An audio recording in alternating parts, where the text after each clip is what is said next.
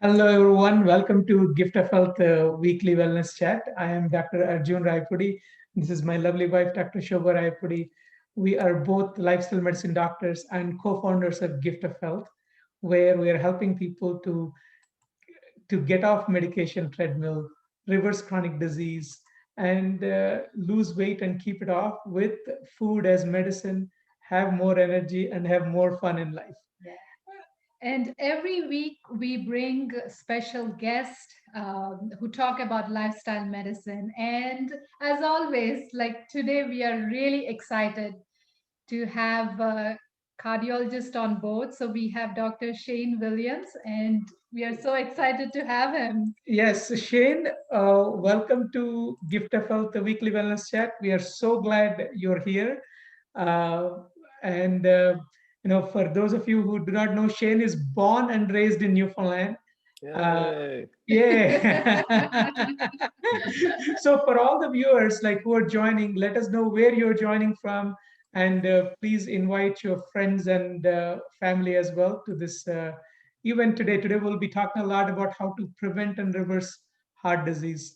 A little bit about Shane. Like Shane has finished his pharmacy degree at Memorial University, and then he went on to become an internist. Like he did internal medicine, uh, and then he did a 3-year postgraduate fellowship in cardiology at McMaster University, and is practicing at Muskoka, Ontario. So he was a pharmacist, he was an internist, and he's a board certified cardiologist. Now, Shane is actually practicing plant based cardiology, like I would say, like preventive cardiology using food as medicine. So, Shane, what a tremendous, remarkable shift! Like you being the drug man, being the pharmacist, and now you're Hmm. telling people to eat food as medicine. So what led to um, this yeah. Interesting journey, I would say. Yes, it's a long way around, isn't it? Like Yeah. really, how at the end of the day, I tell you to eat your vegetables. There you go, 16 years of postgraduate education, and I've all for vegetables. That our grandmother was right. Um, yeah, it is a funny course, and because when I graduated cardiology in '08, I came out thinking that I'm going to save the world with pills and procedures, and then you get into medical practice, and just like you, Arjun, the experiences that I've heard your story on this is you just get wondering after you do the 300th person with a drug list as long as your arm, you wonder, jeepers, like nobody seems to be getting better here. What is the issue? So I think it was around 2010 is when I stumbled across a copy of the China study, and I read it, and I must say, because I'm an intrinsically, like most Newfoundlanders, intrinsically we don't like to be fooled, and we're sort of doubting Thomases, and we're skeptical. So I didn't necessarily believe at first when I read Colin Campbell's book. I was thinking, wow, that's a pretty radical comment to say that food can actually not only prevent disease but actually be used to treat disease. That was a bit not sure if I believe that. So then I changed my diet in 2011, and the rest is history, really. And I think we have a similar trajectory. Around the same time we discovered this, and yeah, What it's changes have you noticed, Shane, within you, like when you changed? yeah, around early 2011, I introduced this concept to my wife, and I said, why don't we try this? Why don't we try some recipes around the principles? And we started eating like it. And in about 10 weeks, I lost 25 pounds. Hmm. And it was around the same time poor old Steve Jobs was sick, and he was dying of cancer. And I remember in the local hospital, people were looking at me getting very thin, and they were thinking, oh boy, he doesn't look well. And I'm sure they thought I had something wrong with me, and yet I had more energy than I ever did. And it takes a little while when you lose that amount of weight. I find you do look a bit sometimes disproportionate, and then sort of the body weight tends to redistribute a little bit, and you look healthier as you bring up your exercise. But I noticed a significant reduction in fatigue and improvement in stamina. And I had borderline blood pressure elevation, but didn't have a whole lot of other issues that were obvious.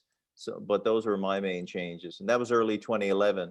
And so I started, thinking this is, like, it's my obligation really to mention this to patients, even if I'm going to be told to take a hike, because not everybody wants to change their lifestyle. But I figured it was important for me to try to figure out an elevator pitch, just to Mhm. sort of introduce this concept to people, as you guys, as all of us do, in trying to figure out how can I find that person in that pre-contemplative period where they're ready to change. um, and so that's what I did, and over the course of maybe the next 2 or 3 months, started noticing a number of people who were starting to really improve their diabetes more than any of the new latest trendiest diabetic pills ever did. And started thinking, this is amazing. I'm gonna have to make a documentary about this. My wife's a documentary maker, and I thought, we're gonna try and raise $100,000 or a couple of $100,000 to make a documentary. And literally the same week I was thinking that Forks Over Knives was released. So I think of Forks Over Knives as the documentary I didn't have to make. So it was like a lot of work I didn't have to do. Mm. So because I use this now you guys probably do too, as an intro, just as a teaser for people, because this is a sales pitch like anything else, except it's a sales pitch with a good heart, and it's not deceptive, but you do have to pitch it, as you know, it has to be appealing to people. And Yes, I and the sales find pitch is to make you eat more beans, eat more beans. potatoes, broccoli and brown rice, right? Not selling any drugs, any. No, Yeah. no. And so I find the Forks Over Knives, as you guys probably do, as somebody shows an interest, rather than me throw a lot of data at them. I just get them, just watch that documentary and then come back and let's have a chat about it. And, they'll come back with one of a few responses. As you guys know, it'll be, wow, that's amazing. Or, wow, I don't believe that, but I'd like to try it. A few will come back of, what video? I don't remember what video.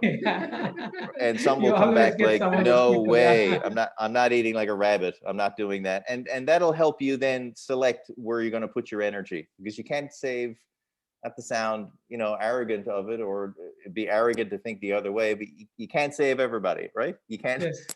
not everybody's going to pick up the message. But trying to identify has been, I guess, the challenge for all of us in lifestyle medicine. Try to identify where you're going to drop your energy, and continued motivation and support. And I must say, I find it hard to break up with people. So, and I don't give up. So I have had people 6 or 8 or more visits without hounding them, but gently reminding them, but trying not to be a nag.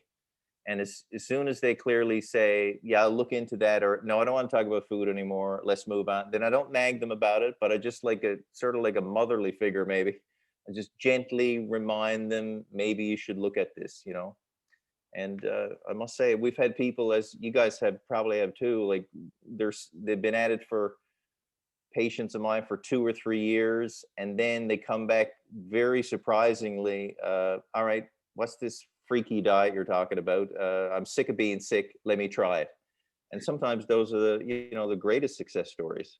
Hence the reason why you hear about physicians who, either listen to what I say, or there's the door, get out. That's never a good approach, because you don't know when anybody's going to change their mind and decide to do something good for themselves, right? Yes, absolutely. And you, coming from Newfoundland, being born and raised in Newfoundland, what was your typical diet like when you were growing up? Bad, in terms of, as we would know now, like I remember seeing my mother fry uh, like bologna on a pan with like half an inch of oil in the pan, and all the usual nightmare scenarios now when we eat it. Now, mind you, when I go back to I feel like my Newfoundland, blood vessels are clogging up as you just share, as you just recount it, yeah, bologna being fried with a as oil. if like there's not enough fat in bologna already, got to add the oil to it. Like when I look back at it, it's like, oh my God, it's a wonder we all didn't drop dead in the kitchen just looking at him cooking it. Like, it's amazing. But it's also, so that was the standard diet. The other thing I was noticing when I was in training and going into the cath lab with Dr. Eric Stone and so forth, you'd go in and they'd shoot the coronary arteries and take pictures of those, and they'd have, people would have such a burden of plaque on their arteries. They'd have, almost look like rosary beads in the arteries, with arteries that were blocked with 10 and 15 narrowings all through the distance of the artery. And then I did a few electives at Ottawa Heart Institute and a few others at McMaster. And I remember being in the cath lab and going, wow, people got very little coronary disease here. And that was just an observation. The burden of coronary disease in Newfoundland was very impressive, in a bad way. The extent of the disease and the amount of diseased arteries, that's what I grew up with in training. I thought that was normal until you come to another area of the country where the burden is so much lower. Not that Ontarians got the world's healthiest diet, as you know, but Newfoundland is particularly in a rough situation, and its diet is so bad, and we all understand the correlation of that. Mm-hmm. Well, Shane, like you had a remarkable transformation and also wake up. It's amazing because for many of us as physicians, being trained in a conventional way, like going through the med school and residency, and then wake up and see, hey, there is a better way, there is an alternative way, and then waking up and accepting that we didn't know enough and embracing this like lifestyle medicine or plant-based nutrition. You've done a remarkable job. And like we met first on the cruise, Yes, the holistic health, holistic holiday cruise, and then we went on to come to your 10-day immersion. Like you organized a 10-day immersion where you had 42 people, like in a resort, um, eating plant-based, like for breakfast, lunch, and supper ad libitum. Can you tell us a little bit about that, like that effort, that massive endeavor you took on for that, and the changes that you noticed just within 10 days? Yeah, no, it was exciting. It was so good to have you guys there, and I think back, it was such a great time. It was around the time I had made contact with Colin Campbell, I think, and it was I got to know Colin a little personally and made a few trips down there. And I think I mentioned to him, the idea of doing such a program like that. And like a lot of things that get kicked off, then he connected me with his daughter who wrote the cookbook, the China Study Cookbook, Leanne, who actually does some humanitarian work in the Dominican Republic, which I mentioned that as well, because I had that great experience with that resort in the Dominican Republic, the Grand Ventana in Puerto Plata, with a great chef there who's actually a German chef, and my wife is German, so that's probably the case. So it's funny, all these different links. And so I happened to mention that to Colin Campbell one time, and he said, well, let me check with Esselstyn and see what his schedule is like. And it all happened to work out through chance, because these guys are very busy, as you know, just through chance that they had a few weeks open there. So we decided to put together one of these programs. And yeah, the results were amazing. I was just looking at them before we spoke. And so we had 43 people registered. The average cholesterol drop in 7 days, because you remember, everybody wanted to get the results in 7 days. The program was 10, but we want to know how well we're doing. So total cholesterol came down on average 37%, and LDL dropped by 37% on average. Fasting blood sugars dropped by around 25%, and weight loss was average drop about 2 pounds, which is a little lower than what you might expect, but of course it was an open bar, so maybe that was it. A lot of calories in pina coladas. So yeah, it was an extraordinary situation. Of course, you remember Tom Campbell came down and lectured, Jay Morris Hicks lectured. We had a number of other lecturers, but it was one of the highlights, that's for sure. It was amazing, and such an honor, as I know you guys have had a chance to work alongside with, these icons in the field, like you had the recent interview with Dr. Esselstyn, and I mean, we've been so blessed, have we not? To be able to to get to know and actually to rub elbows with some of these amazing changers and agents of change for this plant-based transformation has happened around the world, like people like John McDougall, which I know I spent some time out there, and you followed John for his 10-day program as well. Like, these are just amazing men, and I must say, maybe it'll take 20 years or 30 years, but these people are going to be seen as amazing leaders in medical care and humanity, I think. Absolutely. Yeah, it was such an honor to be there in their presence, and for us to witness that results. Like, hey, we have heard about it, we have seen in the research papers, but for us to witness this within just a week of letting people eat how much ever they want to eat, like the plant-based foods, and still drop in cholesterol, still lowering their blood sugars, and losing weight despite eating more. And then that gave us actually a lot of ideas from that. Like, we later on, we when we started the Gift of Health, we started with like 3-day immersion programs where we were just feeding them ad libitum. And of course, with the COVID, everything has changed. Like, we are doing things online, but still getting the similar results. Like, when people That's great. change what they put in their mouth, their whole health changing. Yeah. So one thing is, a lot of people find when they go to a regular cardiologist, I know they might hear different advice, or like going towards procedures, or putting them on medication. So like a lot of people are actually, I mean, glad and interested knowing that, okay, there is plant-based doctor, or there is a doctor who's taking a different approach, like guiding them through nutritionally.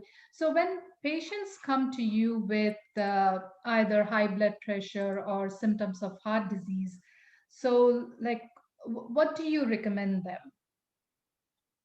I tell them, that I'm as John McDougall says, a board certified internal medicine specialist and cardiologist, and we'll use pills, and like our friend Dr. Reddy says, you can choose it as either the stent or the carrot, right? Like he says, it's a fun line.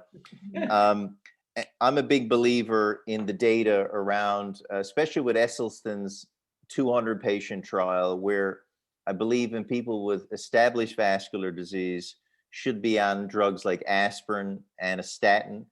But I do say to them, well, say if they've survived a heart attack or they have evidence of carotid vascular disease, the benefits of eating plant-based, sometimes they'll come to me and say, what? I still need to take meds. Now, what is it, Shane? One or the other. I'll eat better, or meds. I'm not doing both. Well, in that particular case, I feel that they do need a hybrid approach based on the data. But the benefit, as you probably will know what I'll say, is that by eating healthy, then the dosage is required will be usually a lot less. And that the risk of side effects with drugs like statins is heavily proportional to the dose used. So I usually, sometimes people come to me and say, oh, you're the doctor who's going to take me off all my meds. And I fairly quickly have to clarify to say, no, I'm not that doctor necessarily, because you may need medications for your condition. But I am hopefully that doctor and that ex-pharmacist who's going to be able to help you if you want to do the work to get from 12 medications down to 4 medications, or to get from 3 medications maybe down to none if you don't have evidence of vascular disease, for example. And I've rethought completely my view on high blood pressure or hypertension is totally changed. Guys, when we were back in medical school, and maybe still today, the thought is high blood pressure, what do you think? And people will say sodium, salt. And, as well as I do, there's a small group of people where sodium, they're particularly sensitive to sodium to drive their high blood pressure. But I see it all unifying around the issue of fat, really. I see high blood pressure as a fat toxicity. As you guys are fully aware, I see diabetes as a fat toxicity. And I see hypercholesterolemia as it's all related to intake of fat. Now that's reductionism in the way that Colin Campbell would want us not to think. But at the end of the day, sometimes we need quick and simple and concepts. And I tell you, I explain that to people. And I recently discovered, a smartphone app like Chronometer or Fitness Pal. The one we tend to use or encourage people is one called Lose It, LOSEIT. Like I say to them, it's not plant-based. It's not going to try to make you a vegetarian if you don't want to be. It's got everything in there, from lentils to Tim Hortons double doubles and everything in between. Put your food in there, and you not only get a sense of your calorie intake, which is important because most of us are taking in too many calories, but the other thing is the proportion of your calories that are coming from mainly fat. You're certainly going to get enough carbs, just about whatever you eat, as you know, and you're going to get adequate protein, like people have said. As long as you're moving your mouth and you're getting enough food to eat, you're going to get enough protein. So the focus is, as you guys know as well as me, is getting that fat percentage intake down to 15%. If you got vascular disease, ideally less than 10. You also know that's tough to do, right? Because a dollop of peanut butter or a couple of cashews or here or there can easily blow your percentage of fat. Well, 15, 20.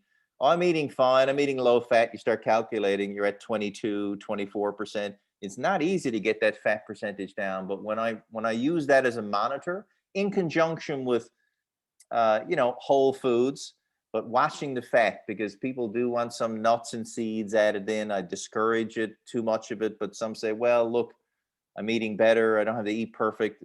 Okay, so it's all a negotiation, but really trying to keep the fat intake down. And in that particular case, I find the majority of people who are on high blood pressure meds simply don't need to be on them anymore. And certainly the same is true with blood sugar control, and the same is true for high cholesterol. That's a very, very straightforward, actionable advice.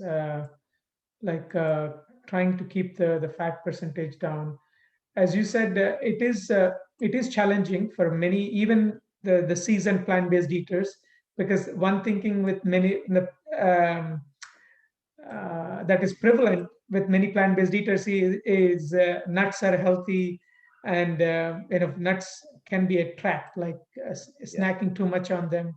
So with the nut intake. So you may also mention seeds. Like Shane, do you also suggest them to cut down on seeds in intake, or you're not as strong as with the seeds as I nuts? don't have a strong position really on seeds too much. Now, partly it's because of my ignorance around that area of food.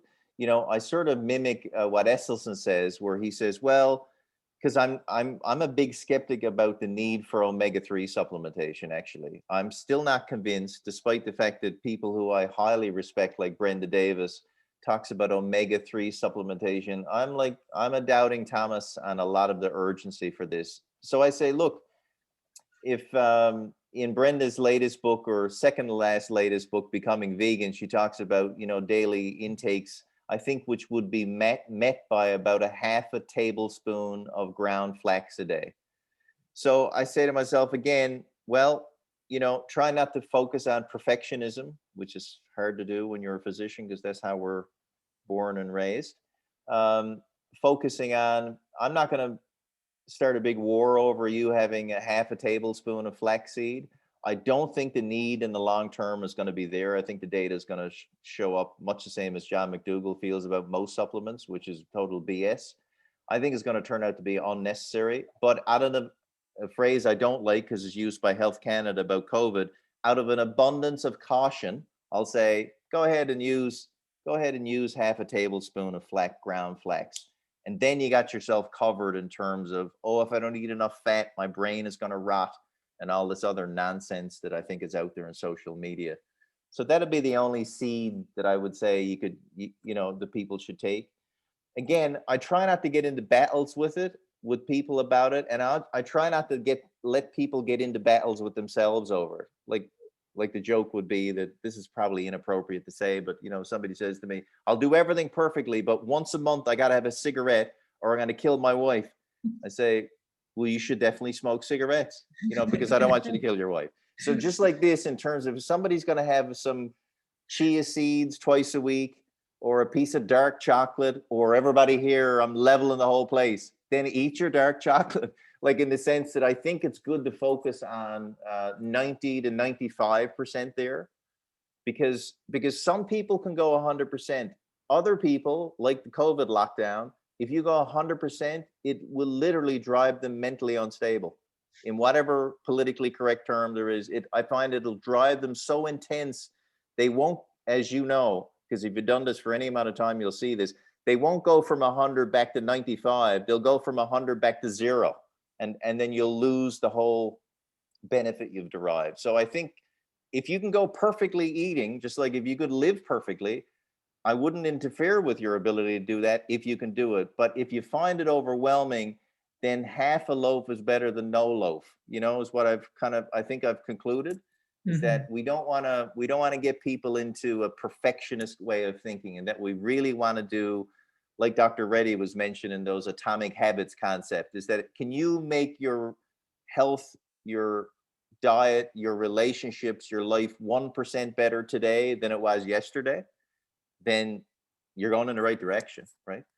Because I find a lot of people, as you guys know this anyway, from living it and from working in it, by a lot of the problems people have is they set their goals, myself included, set your goals too high, and then you burn yourself out trying to reach it. I think it's better if you say, I'm going to do an hour of exercise every day for the next 7 days. No, don't do that. Do 20 minutes a day for the next 7 days, and then do 30 minutes a day for the, just take it. You got your whole life yet. Pace yourself, and don't try to be perfect. Just try to be better.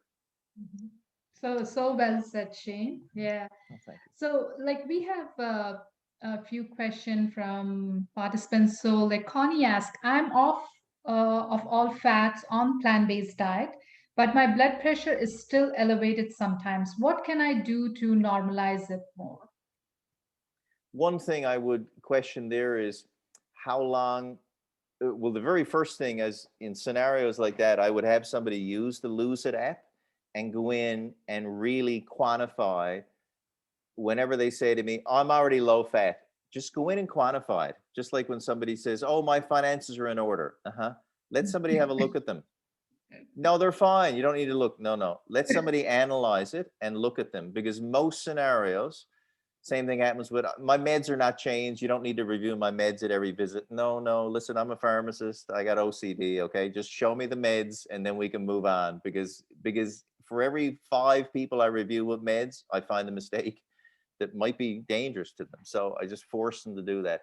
So I firstly go in and say, if you think your fat intake is low, i.e. less than 15% of total calories, preferably less than 10, go measure it for 3 to 5 days using the Lose It app.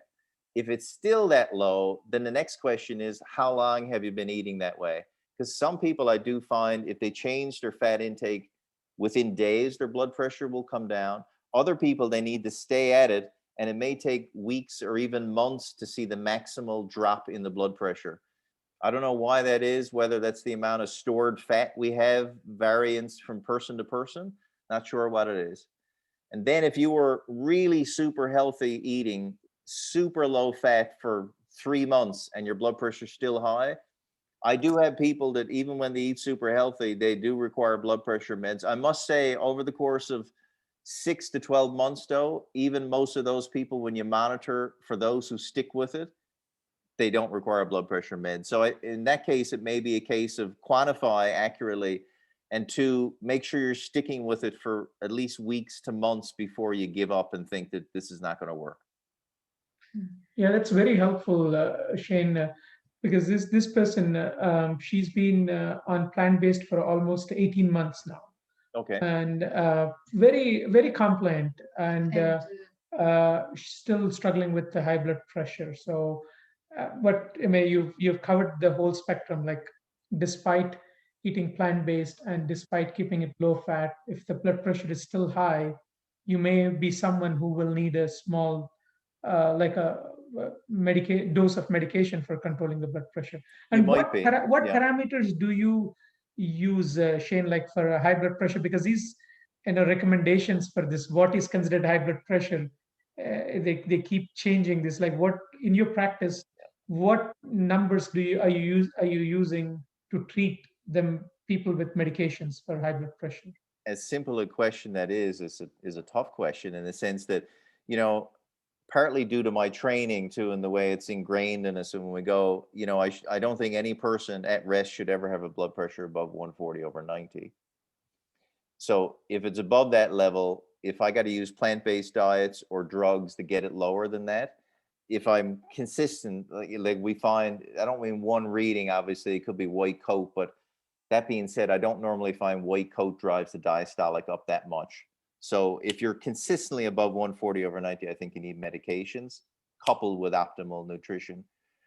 The group I'm concerned with are that group in the middle, and as you probably are too, because in a lot of the early nephrology trials and blood pressure trials, as you guys probably know, the inflection point at which increased blood pressure causes increased morbidity is not 120/80, is actually 115/75. So I'm not targeting really, I'm not going to relax if they're 120/80, because I see a lot of people, I think I do, who are 130/82. They're feeling fine. And yet when you look at these people with echo, looking at left ventricular hypertrophy, I think it's gradually slowly doing damage to that person's vasculature. So I'm only really happy when they're 115/75, but that gives us a conundrum, because the clinical trials would suggest that, the ones that were studied that showed, well, let's treat the blood pressures aggressively, like, that the side effects actually outweighed the benefits when you get in that gray zone below 140/90 and above 115/75. And that's really where, I don't want to prescribe meds. I don't want to overtreat, because that's an issue as well. You don't want to have people having syncopal episodes and falling and getting head injuries or hip fractures.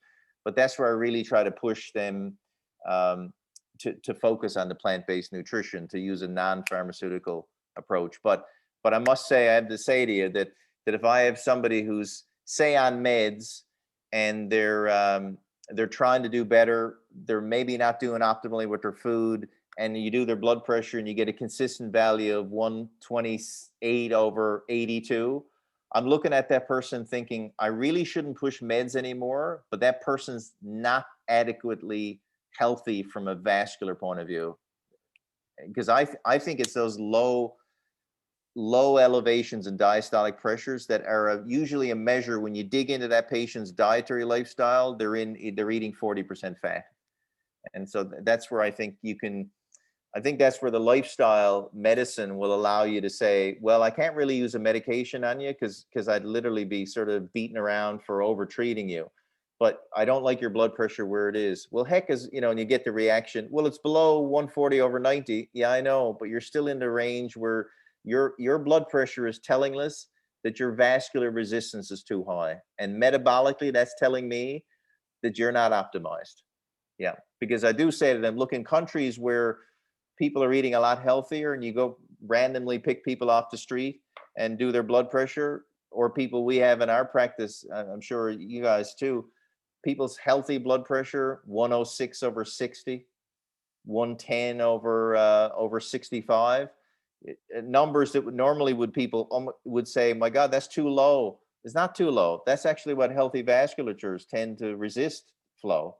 So I think the 120/80 is a bit of a misleading thing, in the sense that, yeah, it may not justify blood pressure meds, but it does justify, I think, really trying to push people a bit more for the lifestyle. And those who say, I'm eating pretty good. Yeah, but then I get them more recently to do something like the Lose It app. And I say, well, pretty good would mean less than 15% fat. Take this home and do it for a couple of days. They sometimes grumble and are irritated by having to put it in the program, although they do find that it has a very quick learning curve, is very intuitive, and very quickly you can put the data in. And when you sit down to a meal, most people can put their meal in 30 seconds, and you get a very accurate quantification of fat intake. And pretty soon, I find quantifying it, as I'm sure you guys with anything too, when you quantify it, then you can say, look, you can continue to eat whatever you want, right? Obviously, it's a free country. But if you want to get better control of your blood pressure and you want to reduce your risk for long-term troubles, this, in my opinion, is your issue. You're eating 18 to 22% fat. You really should be aiming for less than that. You do that, even coach them for a couple of weeks and say, let's make a deal, 30 days. You can hate me for 30 days. That's not bad. I can be a total jerk for 30 days. You can blame it all on me. Try to eat healthy for 30 days, quantify your numbers, and look at your blood pressures. And then in those people who are going to change, they'll come back having done it for 30 days. and then see the numbers. And then I think if you're going to motivate those people, that'll start turning some wheels. But there'll always be some people who will even go and do that, and they'll still say, okay, I know the answer now. Now I'm going to eat the chicken wings 3 times a day, and I don't care what you say. Okay, but that's up to you. But at least my job was just to identify and quantify the issue, not throw too much shame around, be sort of like an objective analyst, and just say to you, if you decide to change your lifestyle, if you decide to get off some of these pills, this is a really good target. Because I think this is a big issue too, because with all of us, in the social media world, it's just so confusing. People don't know where to put their energy. So Mhm. at least if Yeah, I that's might be able to tell them a story that they may not be very happy with the consequences, they got to give up their hamburgers and their hot dogs. But if they haven't even heard the concept that fat's aggravating their blood pressure or their diabetes, then they're 2 steps behind. At least, even if you can't afford the Lamborghini, at least I can show you the picture of a Lamborghini and you know what the gun for. And same with a healthy diet. They may not decide, as you guys know, they may not decide today or next week that your eating suggestions, I'm not doing that. That's too weird. But just planting the seed and showing them this is what could happen if you take this direction. It's amazing sometimes what that can reap months or years later. that's so true, Shane. And so Lose It is the app. So it is LOSCIT, right? Yes. Yes. Yep. And Yeah, it, we've it been could be recommending chronometer, but we'll be sure check it out. Yeah. Yes. okay. Along the same lines, we have another question saying that I saw a cardiologist when I was a child due to high cholesterol. If being on whole food plant-based no oil since 3 months does not bring down my cholesterol to near normal, does it make sense to be referred to a cardiologist? Like if yeah, the cholesterol has not come down still. Again, I'd go back and my answer is like a broken record where, well, really, is your fat intake down, right? Mhm. That'd be Yeah. the that'd be Mhm. the first thing, Yeah. and quantify it. And if it truly is, then maybe you're one of those 5% of people who have some sort of a familial genetic tendency to have a higher than average cholesterol level. But just like I've heard Rob Osfeld talk about that, and you guys probably have too, where within the familial hypercholesterol people, you can certainly make your situation better or worse based on diet. So that, trying to get some people out of this attitude, as I'm sure you guys meet frequently, of, oh, it's in my family, right? Okay, so it's in your family. Very good. Just like lung cancer might be in your family, but then your decision to smoke or not smoke is going to heavily modify that risk. So trying to get people out of that dual thinking of, well, if it's in my family, then I might as well just party on and be, forget it. But so that's what I would say.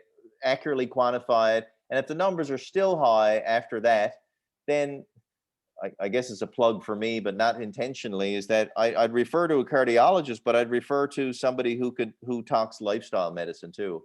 So And of course, basically I'm not the refer to only you. Yeah. cardiologist, right? Because yeah, many times we've all heard the stories where go to the cardiologist, he sits down with you for 5 minutes, he looks at your numbers, throws meds at you, and doesn't hardly whisper anything about, eat a healthier diet. Okay, see ya. What the heck does that mean? Like, and because most cardiologists don't have insight to the plant-based nutrition and the fat effects and so forth, you don't really want to have somebody just throwing meds at something, really. That's Mhm. that's self-serving answer, but So, it's not meant to be. so basically, like the recommendation that you had for high blood pressure, like keeping the fat less than 10% or less than 15%, will hold the same for high cholesterol Cholesterol. as well. For people who are Right. following whole food plant-based and they're still not seeing their cholesterol numbers going down, that's the time you monitor your fat percentage intake. So that means snacking, you're not snacking on nuts. Like you're not No. going too crazy on, like, because most of the time, like, it's the nuts and the nut butters and the Yeah. avocado. Um, Mostly the nuts is the Is problem we find. Yeah. Yeah. So Yeah. that's I do too. So, yeah, so along the same lines, people are wondering what are the best foods to reduce cholesterol levels? Do goji berries help and how? A question we hear quite a bit. Like I don't, like I think Michael Greger has done a great service, and he's a bit of a rock star, as you guys know, in the plant-based area. But one thing, to take a swipe at Michael Greger, sometimes Michael gets on with sort of the concept of superfoods, like these kind of foods. I take whatever the English phrase for that is. I take sort of resistance against that, because as you guys know as well as I do, that it's more of the whole thing you're eating, and I don't think there's any one food. Certain claims that yes, certain high fiber oatmeals and so forth can drop LDLs, but of course we don't want to get into, like Colin Campbell says, get into reducing it to a superfood, because inevitably then what humans will do, as you know, is, oh, well, if I do 3 good things for my life today, then I can have 2 cigars tonight with supper. Like that's just how the human brain works, right? We want to sort of take score and allow our bad habits to be offset by some of the good habits, and that's really not how really most of us think you should be thinking about it. So I actually don't know what the goji berry thing is, and I would discourage anybody from eating goji berries with their Big Mac. Yeah. So what foods typically you're recommending for some people? This person is asking, what are the best foods to lower cholesterol, to reduce cholesterol levels? Any of the whole plant-based foods, as John McDougall with his starch diet with vegetables and fruit added, any of those kind of foods, which again are giving you total fat intakes of 10%, no more than 15%. I find if you stick with that, the cholesterol levels will come down.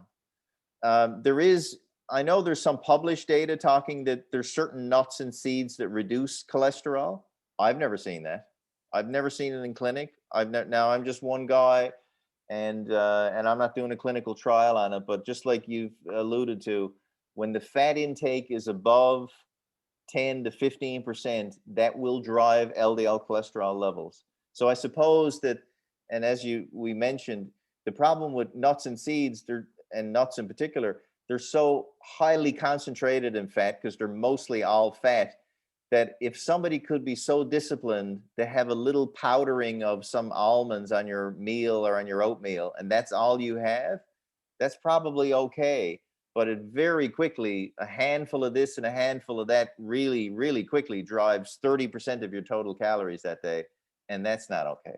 So I think avoiding any of the high fat foods is not a direct answer, but is a way that I find people's cholesterols will come down. Yeah, what we are suggesting, typically actionable advice is, hey, if you want to use the nuts, use them as condiments in a dish, but this is not something that you snack on by, Yeah. like, to spread like lathers of it. So just a Yeah. few nuts here and there is okay, but yeah, but many people, like if they go into snacking, these are highly addictive as well. They're concentrated source of energy and highly addictive. Yeah. Yeah. That's how I would angle it too. Mhm. So we have another question asking, what tests are recommended to check calcified plaque and non-calcified plaque? Does whole food plant-based no oil diet reduce or eliminate both calcified and non-calcified plaques? Well, in terms of Esselstyn's work, as you guys know well, certainly the non-calcified plaques have been shown in serial angiograms to reduce their volume. The calcified plaques are a bit trickier, and Esselstyn, as you know, have a few cases like that too, where people clinically, symptomatically, after eating a low-fat diet, have significant improvements in anginal burden. And they redo angiograms in some of these people, and their plaques are just as big and as ugly as before, and yet their symptoms are gone, telling us that again, that like a lot of things in medicine, things are not quite as simple as we broke it down to grade 1, 70% narrowing. Here it has a lot more to do with microvascular flow and flow resistance in the coronary arteries. So the way I would look at it is with Esselstyn's, albeit small study of 200 patients, that the event rate was dropped so low that I'm not a believer. I know some time ago there was this big fight on the internet amongst a couple of the cardiologists and Mick the vegan about the idea, can you cure coronary artery disease? I think, I don't think there's strong data to say, even that man who Esselstyn showed, what was his name? The fellow surgeon at the Cleveland Clinic, his coronary arteries in 36 months were whisper clean, wide open. I would never be cavalier to turn my back on a disease so vicious as coronary disease to say, go forward now, you're healed, and throw away all your meds. Because as you guys know, it only takes a tiny plaque that you may not even appreciate on an angiogram to rupture, and the rest of the arteries could be whisper clean, and you got a dead patient.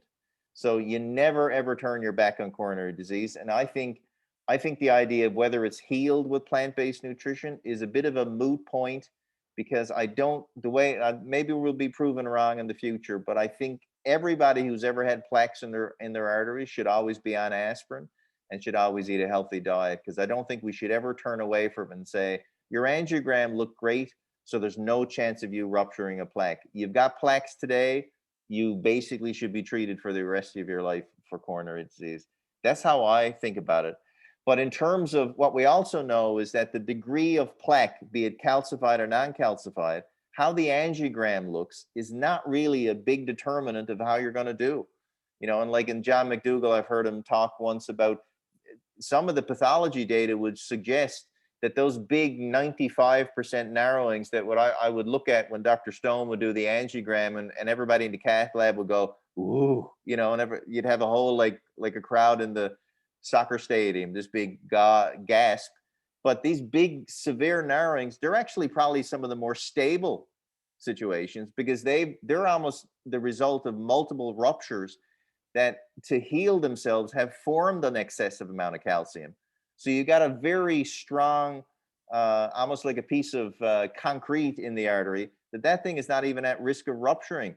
The thing that's going to likely kill the patient is the 30% narrowing that looks fairly benign, but it's got a soft core. It ruptures, and now you got problems. So I think what we need to be doing as a profession is getting away from, I've got an 80% narrowing. Oh, really? Well, I've got a 95% narrowing. And as if like that's sort of a badge of honor or something. The size of the narrowing is really not that important, despite the fact that that's prompted a lot of cardiac procedures, because, oh, you got 3 vessels at 90%. This man needs bypass. But the recent ischemia trial shows us that things are not as they appear. You know, the things we worry about are often not the dangerous things, and the things that are going to get us are the things we don't even think about, right? So it's we're likely not going to be killed by a terrorist attack. We're likely going to be killed by our neighbor. So no offense, neighbor, but you know what I mean? Like, we don't quantify risk very well. So it's not the big 95% proximal LAD that they've got Hollywood's made out as the widowmaker is going to kill you. It's likely going to be the small 30% in your circ that they just dismissed and ignored. That soft son of a gun, that's going to rupture, and now you got a cardiac arrest. So we don't worry about the things we should worry about, and we get too focused on the things we shouldn't. Size of plaque is not really where the excuse the expression, where the action is. That's not really where the events are going to be. It's more to do with the consistency of the plaque, and we don't really have any mainstream, you know, way to actually determine, is that 30% plaque filled with a lipid core, or is that 90% plaque highly calcified? We don't have any way available at most hospitals to test for that. So the net result is, as was I'm sure you tell your patients, is as a result, we got to think systemically. We got to think of your whole vasculature. And if you got a narrowing in an artery in the back of your eye, at the top of your aorta, in your kidneys, in your heart, or in your femoral artery, it doesn't matter. You got vascular disease and you need to eat better. That's just how I would put it. So do you recommend any particular tests, Shane, to figure out whether it is a calcified plaque versus non-calcified plaque? Like, are you a big proponent of CT angio? I'm not actually. I mean, I think some of these tests in people who have a low pretest probability, and in folks where you want to rule out coronary disease, that a CT, Agatston score that's very low has a very high negative predictive value. Beyond that, as I've heard a number of vascular pathologists say, if it's abnormal, it doesn't necessarily mean you have vascular disease. Some people say it does. They say, okay, well, you got vascular disease, but it won't tell you necessarily how severe the vascular disease is. And more of a problem, and I think Esselstyn talked about this last week, and I've heard him talk about this before. I've heard another pathologist talk about it, that sometimes doctors will mistakenly try and follow calcium scores for whether or not the patient's doing well. And that usually ends up in a big catastrophic confusion situation because, of course, as you is smaller, right, and more concentrate your calcium, as your plaque gets smaller, then your score goes up, and people figures this plant-based diet thing, this is a failure too. But it's a misunderstanding of what the technology is and its limitations. So I have a number of people like who travel back and forth to Florida, as I'm sure you guys do too, because Newfoundlanders love Florida, or did. And they go on these scans, they get approached for these scans and so forth. And I don't know what to read out of them really. They bring back a scan that says everything is fine and their calcium score is low. I pat them on the back and say, good for you. You likely don't have any significant coronary disease. That's good. Although, don't start eating hamburgers because you see this result.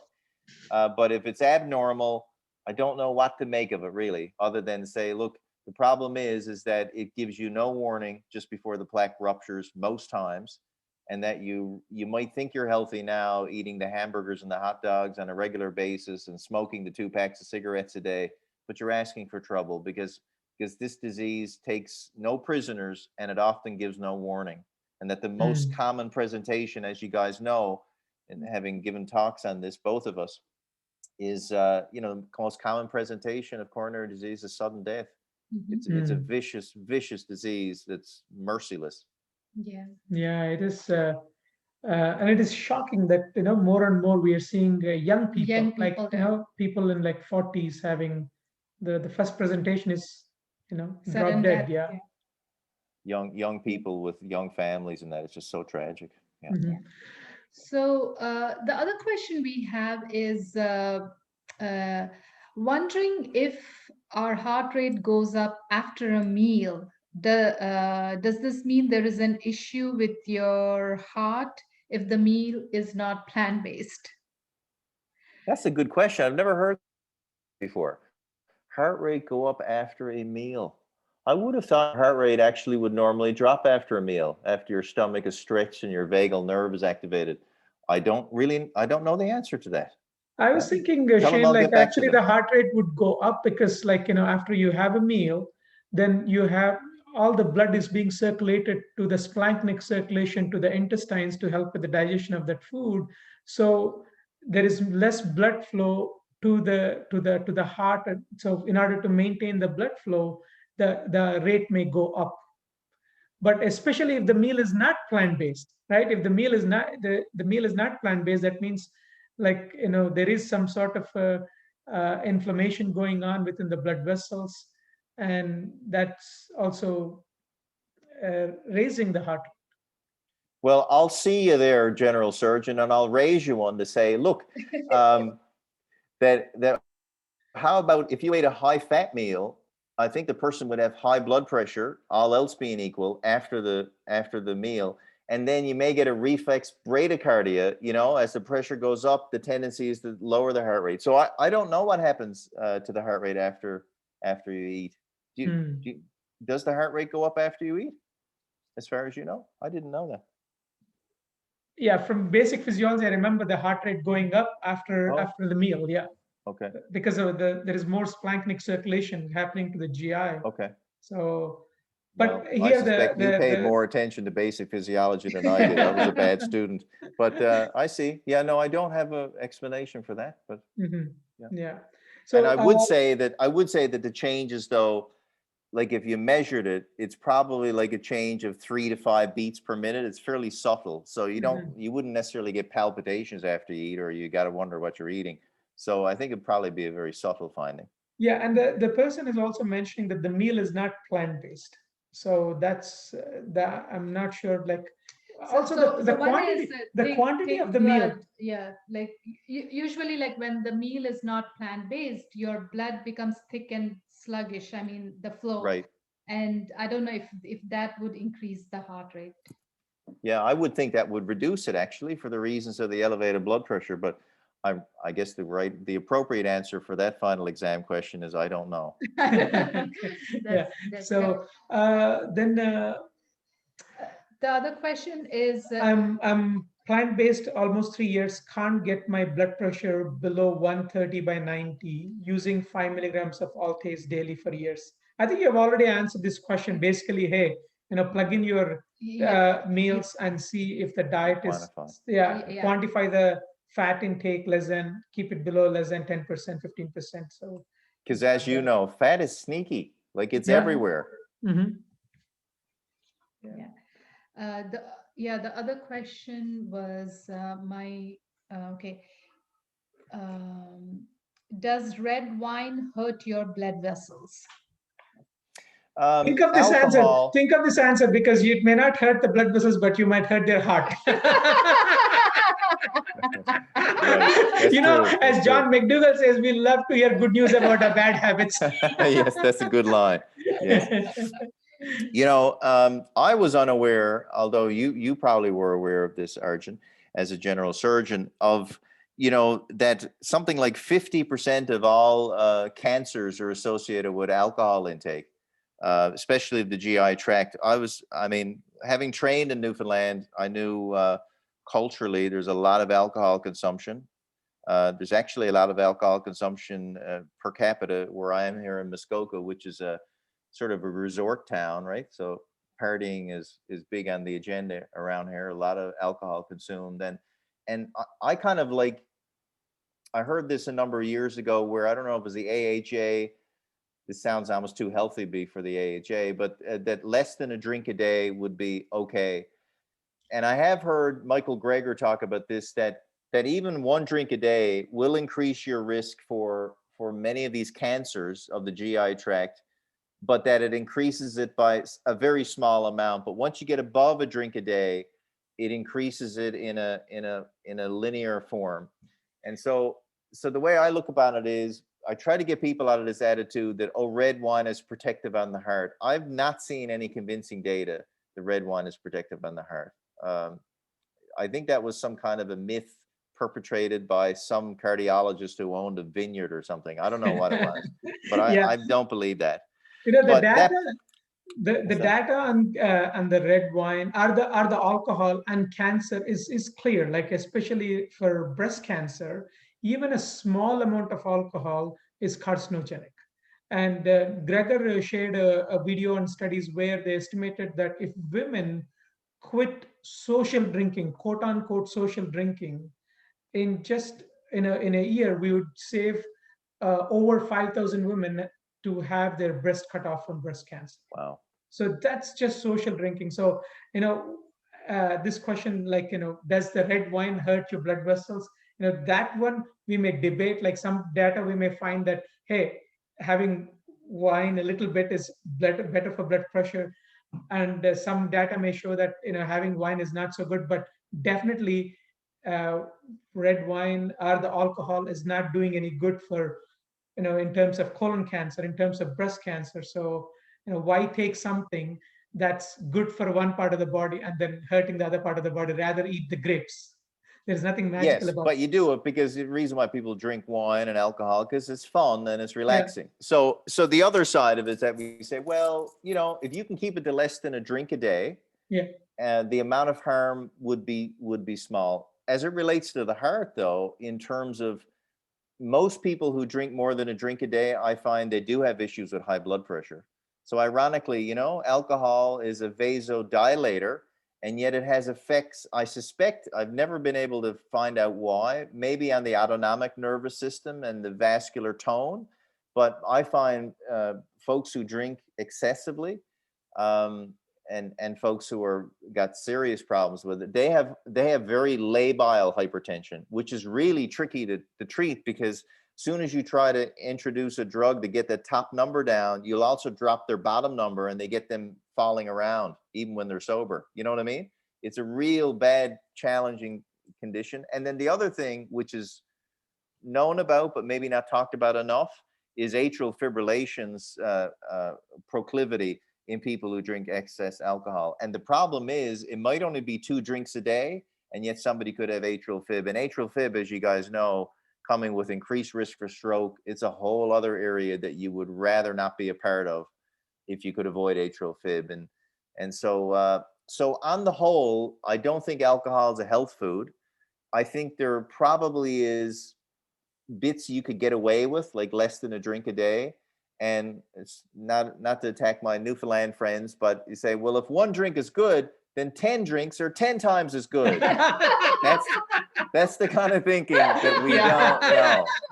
No, that's the kind of thinking, but some people think that, right? Well, if 1 is good, so we try to get out of, like, quantity is important. And sometimes, they might hold you to this. Oh, Dr. Shane said, like, alcohol is okay. They might forget how much you said, but, like, it's just exactly. Yeah. Yeah. Okay. So, is it important to check oxidized LDL levels as part of annual lab test? I don't check a lot of that fancy stuff, actually, because I find that, again, if your regular LDL is too high, then we've got to target, it needs to come down. And whether it's oxidized or these subfractions and stuff, quite frankly, it might be just my simple country doctor mind, but I think the more fancy the testing, and the more granular and picky about these little, I think the more risk there is then to distract the patient. I like to keep it simple. And I think, again, it's like measuring, that trend of looking for high sensitivity CRP if you're still inflamed. Listen, for most people whose cholesterol is high, checking a CRP is literally like having your house just damaged with bombs from Hamas and you're looking for mice. Like, it doesn't matter. You know what I mean? It's such a minor thing. Like, you've got obvious problems. You got a missile sticking out of the side of your house. I wonder, do we have mice? Who cares? You got a missile in your house. So I think that's what it is with LDL that's too high. You just like, oh, my LDL's up. Wondering also about the high sensitivity CRP because I saw it on television. I'm certainly going to be up too. It's like, or worrying about your smoke detector going off when you know your house is burning down. Those are things to look for, more of the subtle things that might be beneficial. But even then, I don't think they are, because I think they're often grappled onto by people who are perfectionists. And nothing against perfectionists, again, if you can make it work for you. But I think for a lot of people, going for that level of precision, it just overwhelms them and keeps them away from doing the basic, simple stuff. So I don't tend to, I'll measure it if somebody asks me for it, or they've read a book or saw a movie and they want this particular test. But I just preface it with saying, looking at the more subtle markers of inflammation and these subfractions of LP little a's and all these type of things, you just need to keep an eye on the big picture. Really, is that, your fat intake is 25%, you're eating multiple meals of animal meat per week. We got areas that if we can coach you to do better on that, all of your numbers are going to come down. And I discourage you from getting distracted, about the minutia. That's a very helpful advice, because as you are well aware, this lipidology, the study and the information that we get about how to manage these blood levels of different kinds of cholesterol and fats, the information is just growing and growing. The lipidology itself has become a huge subject, and trying to keep it simple, like the way you mentioned, just and worry about the big numbers, how to keep the LDL down and keep the fat percentage down and let the other numbers come down. And there may be a small percentage of people, you would say, that they may need extra monitoring of, go a little deeper, right? So So the other question is, does a low resting heart rate indicate good arterial condition? So following strictly Dr. Esselstyn type of diet. So like if I'm having a low resting heart rate, does it indicate good arterial condition? In general, it does, but I mean, there's always exceptions. much the same as the cardiogram, right? The ECG, you can show an ECG with a Q wave, but it doesn't necessarily mean that in that area subtended by that lead that the person has had a heart attack. So it's a signal that generally, as you guys know, that the body is under less stress. So if somebody's there and under less stress, meaning that if somebody's more fit, their vasculature is more pliable, is more open, then their heart has to work a lot less, and their adrenergic tone, their adrenaline, a lot of their stress hormones are lower, which can be often shown as a low resting heart rate. It could also be a sign of a conduction system problem of a person impending over the next few months who may actually show up with complete heart block and actually need a pacemaker. So it's impossible to actually universally across the board say all low heart rates are good. But in general, they are associated with improved physical fitness. And as any one individual improves their fitness, as you guys know, their resting heart rate will go down.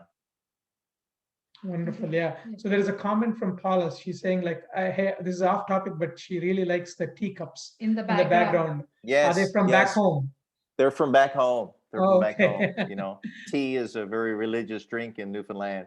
Wonderful. Unfortunately, it also includes sometimes with carnation milk, which is not very low in your cholesterol. But I swore off it years ago. Talk about the carnation milk. Like every time we go shopping, we see people like loading up the carts with this carnation milk, and it's a big drink here. Yeah. Oh, it's a big drink. Yeah. So, this question, I would say you have sort of answered. So like my mom is only 80 pounds and is 100% plant-based and no fat, but her blood pressure is between 140 to 160. What can cause that? She's 73 years old. Again, as you mentioned, maybe tracking their fat intake. Yeah, I track the fat intake. I think there is, I don't like to, you'll often hear the expression, oh my God, it's a bit higher. It's just because you're older. But because I find a lot of times we do blame things on age, which I think is not justified. Or your cholesterol is a bit high. Oh, it's just because you're older. Well, what does that mean? Does that mean like you've been exposed to such bad food and lifestyle for so many years now that maybe a person does have calcification in their vasculature and the vessels might be a bit more stiff so that we allow higher blood pressure in older people? Maybe. But I still always go back to the basics because, I'm simple, but I find the simple stuff is really what matters. And that if people get on to stage 3 and 4 and 5 and they forget that because they assume that they're eating low fat, it's always beneficial to go back and actually measure it. And if that's the case and it still is high, then, I do see people, as you guys likely do too, that no matter how well they eat, they're going to need some medications to help manage their blood pressure. The blood pressure she's on, I think you mentioned Ramipril. Ramipril is not a particularly potent drug to lower blood pressure, so I might switch her to something like Perindopril, for example. But there are people who will need medications even when they eat healthy, and sometimes they say to me, they'll curse me in a friendly kind of way and say, I came to you trying to get off all my meds and now, I'm still on these meds. And I say to them, listen, might be defensive of me, but I say, look, if you didn't eat healthy, you'd almost certainly need 4 blood pressure meds. I got patients like that. So for some people, they do need healthy diet and some minimal medication. But I can tell you, as you guys already know as well, that by eating healthier, the burden of medication can be significantly reduced every time. absolutely. Yeah. So coming from Newfoundland, we have an interesting question. Can you eat too many potatoes and still gain weight? I don't think you can actually. I think there are certain foods that you can eat, probably you can gain weight. Maybe oatmeal has more fat in it than I realized every time I put it through the Lose It app. Lentils, there's certain plant-based foods that are fairly dense in calories, but in general, I think you would literally fill up before you ate too many potatoes. So I think, as with John McDougall, to put that starch solution picture of a partly peeled potato on his book, I think potatoes are like nearly the perfect food. Absolutely. And just to add to that, it's not the potato, it's what accompanies the potato. Like if you're putting if you're frying the potato, if you're putting butter, cheese, sour cream, Sour cream. these kind of things to accompany the potato, then yes, eating that kind of potatoes will make you gain weight. But if you're simply steaming them, boiling them, baking them, and enjoying with the other sides that are not buttery, cheesy, eating potatoes. Actually, potatoes are one of the most satiating foods. Boiled, Yes, steamed, that's what baked I find potatoes. Yeah, too. yeah. They're really hearty, stick to your ribs. Well, like that movie Martian, where Matt Damon went to Yes, Mars yeah. and he's growing potatoes. Like potatoes they're in their simplicity, but they're just amazing, amazing food. um, Here is an interesting one. Like, I know we try to limit or omit oil from a healthy diet, but if we need to cook certain items with oil, which oil would you suggest? I know. Yeah, You got to go back. they You got to want cardiologists, stamp on some commit, oil. So commit. Yeah. Well, there's a special oil, don't you know? No, there's not. There's no special oil. And we that sell is it now on this channel for $19.95 a bottle. Only here you can buy this special oil. No, there's no special oil. yeah. So for this person, we made a video on how and why to cook without oil on Giftofhealth.org.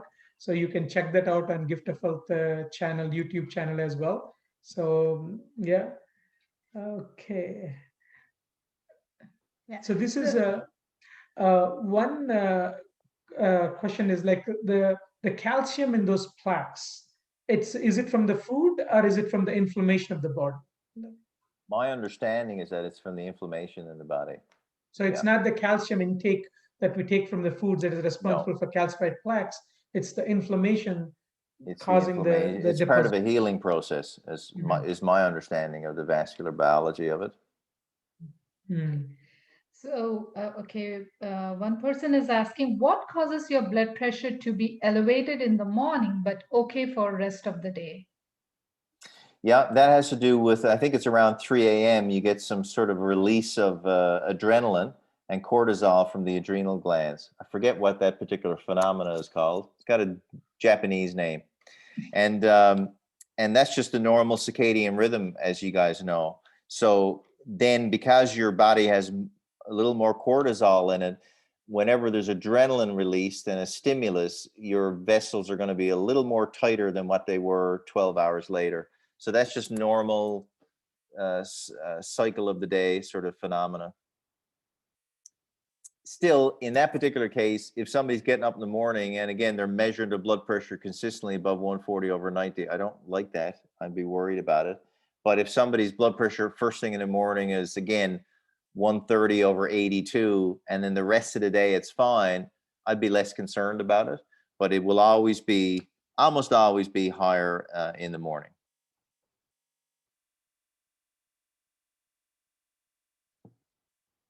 I'm not sure, Shane, like how much time you got more, but when we are closing time, that's when people stop typing questions. Now the questions are coming. So let's keep it short. Like it says, Yeah. after bypass surgery, going plant-based would be ideal. How would you advise to make the switch? How much fat percentage would be a recommendation in the diet? Yeah, this was sort of answered like Yeah, so how would you advise? What do you? I think you already mentioned like go gradual and do the best you can rather than focusing on I being get them perfect. to watch Forks Over Knives. That's an important Mhm. first. And then I introduce them Esselstyn's book, Prevent and Reverse Heart Disease, and let them think about that. And as you know, during that time where they're in the recovery phase, we've had a number of patients who have made complete transformations, as I know you guys have had too, complete transformations after the bypass surgery. And it's a very important opportunity for us to reach them at that point. So Forks Over Knives and Prevent and Reverse Heart Disease is sort of what I would prime the patient with. And then if they're interested, 6 or 8 weeks afterwards, then get them to sit down with you and have a conversation about whether they see this is something they can implement. Hopefully by the time, for the really motivated ones, they show up, they've already got the stuff changed, really serious about it, and they know how serious this is. Other ones are, if the, different levels of support that they may require. And just focusing them on support, like Esselstyn said in a couple of these lectures one time. He worked with a guy who was in cancer therapy, and how, as I know you guys do too, because you guys work hard to develop a very good rapport and a really good trust with your patients, which I think that's one of the most important therapeutic interventions you can have, is trust-based advice giving, and I think one of his cancer colleagues had said that, he may not be able to solve your cancer, I may not be able to cure everything, but I won't abandon you. So just encouraging people that we're not going to abandon them, even when they eat the hamburger or the hot dogs or go off the line or go over the deep end. My normal question, I'm not happy when people eat bad, but I do when they come back to me and say, God, I got some confession to make here. And my first reaction, they expect me to get angry, which makes no sense at all. Why would I get angry? I'm not their mother. But the other thing is that I say to them, so how did you feel after you ate that chicken wing? Didn't feel very good. All right. So now we might be making progress. We're actually, seeing that when you choose door A, you feel better. And when you choose door B, you feel terrible. So now, let that sit around with the person. And I think if you're going to motivate people to change healthy, that's what's going to do it, by them having more self-awareness. Great. So is a French fries making in the oven okay? I guess it depends, right? Like sometimes if you get the store bought, the already pre-made French fries, they actually have oil in them, and you throw in the oven, so they are not okay. But if you're making these French fries from scratch at home in the oven without oil, those I are think fine. they'd be fine. Yeah. One thing I've never tried, and I'm years talking to patients who've told me they bought one of these air fryers, and I'm always saying, Oh, you got to get them. are they any good? Yeah. So we have instant pot air fryer, and we have active fry air fryer, and we have a instant pot vertex. Like we have three types of air fryers, and we use all of them for different kinds of fried I see. foods. Uh, it's just Oh, it amazing, works good? Shane. Like, Yeah, oh, yeah, good. I've had patients tell me that over the years, and I've always meant to try it, but I've got to try that. Yeah. yeah. And the little trick, what we found for using these uh, air fryers, like making fries in these air fryers, is we have this steamer. So we actually cut these potatoes in the form of wedges or the fries, and then we steam them in a steamer for about 4 to 6 minutes. It creates Okay. a lot of moisture on them, and then it easy to for them to stick any spices. Like you I throw see. some garlic powder, onion powder, or masala like garam Yep. masala, any kind of spicy fries you want to make. Or so, and then you just put them in the oven. So, and that little moisture acts as a oil, and its spices make it stick well. Yeah, because some air fryers come with the instructions of adding 1 tablespoon of oil, but you don't have to add oil to the air fryers. Okay. Okay. Yeah, if you No, just those are steam them. great Yeah. tips. Yeah, it's the little Yeah. tips like that that's going to make the difference between shag this plant-based thing versus wow, that's pretty good. I could live with this, right? Mhm. So little Yeah. victories like that. It's in the details. Yeah. So it's the last question, Shane. I know we are running out of time. Like, No, I'm glad so that there's here, interest. if three family members require pacemaker, what are the chances of the other family members requiring a pacemaker? Is it hereditary? Most people who need pacemakers is not hereditary. No. Other than, interestingly, that I remember hearing a cardiologist in Newfoundland tell me that, that sometimes the need for pacemaker due to fibrosis of the different conduction pathways happens as people get older. But now that I know a little bit more about inflammation and healthier eating, I might think that, again, if somebody needs a pacemaker when they're younger, and even when they're older, that it's an inflammatory diet that might be related to it. So all the more reason to eat healthy. But most reasons for pacemakers are sinus node problems and conduction system problems. We don't really know what causes it. It's just referred to as it wears out. It's not a very scientific answer, but it shouldn't be genetic. Great, wonderful. So this one from Janice, she's asking, what percentage of calories from fat is acceptable in a whole grain product, such as a cracker? Again, I know Rip Esselstyn talks about when you're looking at processed foods, which you want to, again, as you guys know and preach, uh, you want to be staying less than, Rip recommends staying less than 20% of your total calories from fat in a processed food. But of course, something with a label. But as you guys are teaching all the time too, I don't really want you to be eating too many things with too many labels. So I do want you to be an expert label reader, but not too much. You know what I mean? Because we want your food to be more whole foods and less processing. But I think 20% is a number that's kicked around. Whatever you, and that will be like a condiment that you're adding to something. So by the time that amount of fat dilutes out in the rest of the food, you really want to always be keeping it less than 15%. And if you got vascular disease, diabetes, or high blood pressure, aiming for 10, which I realize is not easy to do. So sometimes you just got to be happy maybe with 12%, but aiming for 10% is where I would angle most people. So this is from, Wonderful. yeah. Yeah. So this is from Kathy. She's asking, her last blood work result shows high MCV, mean cell volume. And her doctor said it could be from low B12s, that which she's taking it daily. She's asking if you have any suggestions or insight, what could be causing this? I do a B12 level because no matter how much you're supplementing, you actually may have an intrinsic problem with absorbing it. So I do a B12 level. That's helpful, a good place to start. So check B12 level. Good. I think that's pretty much it. Like, you've taken a marathon of questions, Shane. Thank you so much. Oh, thanks Uh, for the interest. yeah. Yes. And do you have any passing comments? And like, this is always my favorite. I like to get your input on how to pick the brain of Newfoundlanders, like, how we can transform the health of Newfoundland. Like, we are in Newfoundland, we are like number one in terms of when compared to the other provinces, in terms of diabetes, like obesity, alcohol, being sedentary, heart disease, colon cancer. So we are like top number one province compared to all other provinces. So what do we have to do?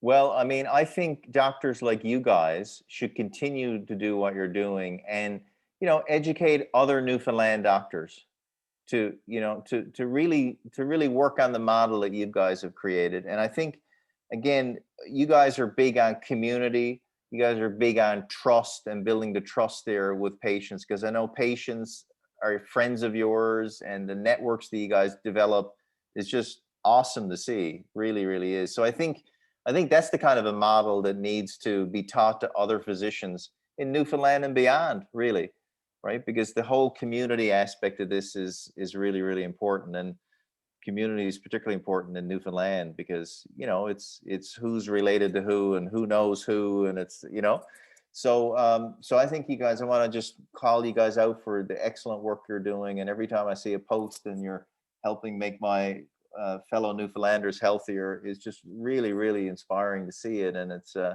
honor to have your acquaintance and an honor to be asked to chat with you today.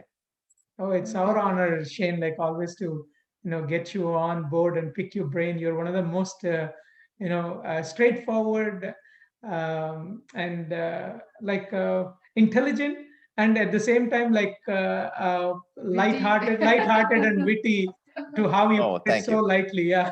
But what was fun is like two Indian people coming to a Newfoundlander and saying, "We are from Newfoundland. And where are you from?" I know, I know, I know. That was really funny that day we met on the cruise ship. Yeah, Yeah. that was so funny. It was meant to be, and I was no, it's awesome. It's really great, and you guys keep up the excellent work, and and these guests you're having on and so forth. It's a real honor to be amongst that roster. But you guys are really making such an imprint there, and like you say, if you're going to intervene on a group of people, you go to the sickest, the folks most in need, and so for you guys to have taken up this work in Newfoundland, I know they love you down there for it, and you're helping obviously the people you're interacting with, but you're also helping their families, and you're helping generations to come. So So you're building a tremendous legacy, and congratulations on the work you've been able to do down there. I know it's not easy. Sometimes it gets tiresome, and you wonder, my God, I wish more people would listen to me. So, but you're doing a great job, and keep it up. Oh, thank you, Yeah. Shane. Like, you're so kind. Yeah. And for people wondering, so Shane does have, like, it's Williams Cardiology, Dot and com, and you Yep. can follow her, Dr. Shane Williams, on Facebook, on Instagram, and Dr. Williams also is teaching online. Like, he has a luncheon, very popular lunch and learn so, sessions that so used to be. would you like to briefly mention about your program, Shane? Like, if people Yeah. want to come in touch Thank you. with you, Especially, we get people like in Ontario. They're asking us, like, is there someone with who can? plan-based cardiologist. Yeah. Yes. Yeah. So again, as we see a lot of patients across the province now with OTN and telephone and video conferencing. And then what we did, of course, we used to have a once a week, 1 hour per week lunch and learn session. And of course, when COVID started, we've all had to get innovative. And so we decided to do it as a live stream thing where people can get information at williamscardiology.com. And it's a combination of pre-recorded sessions of like total intro to plant-based nutrition, similar to what you guys are doing, that you can look at your own leisure. It's 6 1 hour 6 1 hour lectures. And I also do a live stream once a week, Wednesday at noon. That's noon Eastern time, so 1:30 Newfoundland time. And that's been fairly good for people to ask questions on an ongoing thing. And I talk about plant-based nutrition, but I do sometimes worry that somebody's going to share the videos, because I do take a swipe at the medical profession intermittently, and call out certain the behaviors and say, well, I think that's actually over treatment, and maybe so I'm sometimes I've tempered down the vulgarities. I think that's a good thing, but I don't really hold back on some of the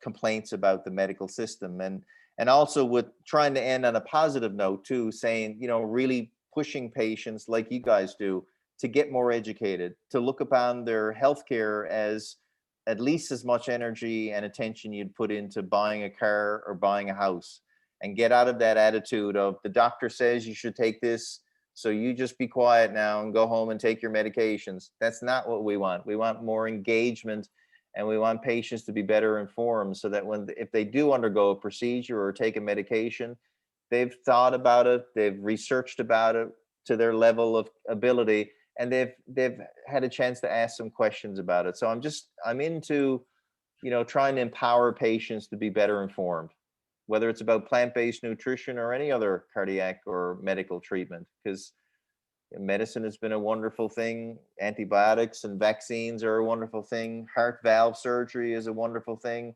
But every now and then, medicine hurts people. And sometimes it does so without them being properly informed about the decisions they've made. So that's kind of the theme that I kind of try to get across to my patients is buyer beware.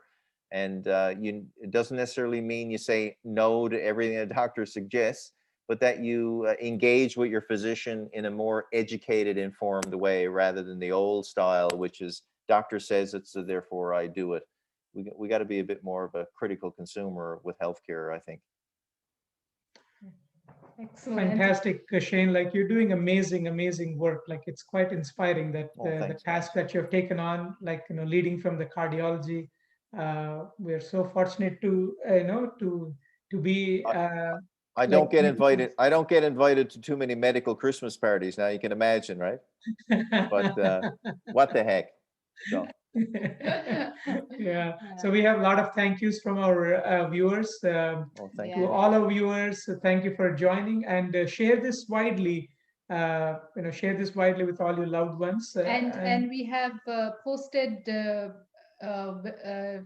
Dr. Williams' website as well. website here where Thank you you. can find all the information, regarding either regarding the Wednesday sessions or his Yeah. online. So Maureen That's is commenting that she enjoyed your lunch and learn session. Kathy's commenting here, like, Dr. Williams' lunch and sessions are informative or entertaining. So, and entertaining. So Yeah. So Thank are you. those lunch and learn sessions so free, Shane? Like for anybody to No, attend? what we do is part of the access to the program. There's a monthly fee to give Okay. people access to the intro sessions and the weekly lunch and learn. But they Okay. can find out about all that at williamscardiology.com. Okay. So yeah, so we have posted the website link here. Thank you very So much, guys. Wonderful. so Yeah. yeah. So nice to So see you guys again. Oh, same here. And I hope one of these days we'll be on a holistic health cruise again. Maybe if the cruise line industry ever resuscitates itself. yeah. Or like we might go around, like you and I go around the province of Newfoundland, like talking at the small communities when this COVID thing over, and like That would be you know cool. take do something as a province level. Yeah. We got, as soon as this COVID thing goes, I think everybody's just want to get out of their bubble and just travel. So Yes. you guys take care, and thanks again.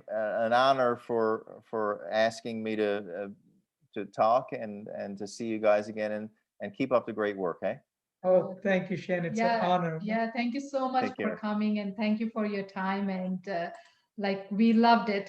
Like Oh, everybody thank you. enjoyed it. And thank you so much, Shane. Great to see you guys. Bye bye.